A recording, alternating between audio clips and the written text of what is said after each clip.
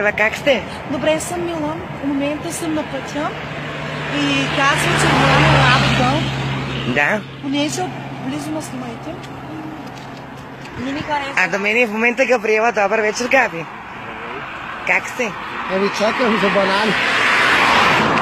Че от кой град си? От Русе. И за колко работиш? Заплатена съм много. Колко? Ми казва. 10 лава. Петър, не ме дъвка, се ваза. Имате истински гърди ли? Я да ги видим. Да, силикони има. За колко си ги сложихте? 3500. Дънка да рачка. Дали са някакви чорапи? Няма биби. Вие наистина ли сте била циркаджиката на град Русе? И сте се казвали гунди футболиста. Сериозно ли? Тя е розовата пантера пинка. Госпожо, може да ли кажете? Моля ви, сте един Джон репортаж. Дженкен, вала. Тя е розовата пантера пинка. Така ли? А вие коя сте? Не, моля се. Ето една нова звезда тук в град Русе. Вие как се казвате? Борис Иван Ангел, На колко години сте били? 18, От колко години възраст работите тази работа? на 2 години. 2 години.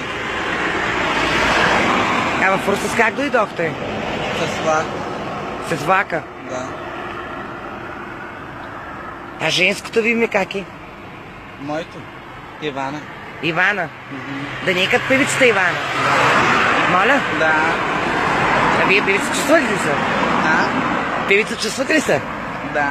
Коя певица сте ви? Аз, Теди Александрова. Може ли някоя песня да ви изпълните на Теди Александрова?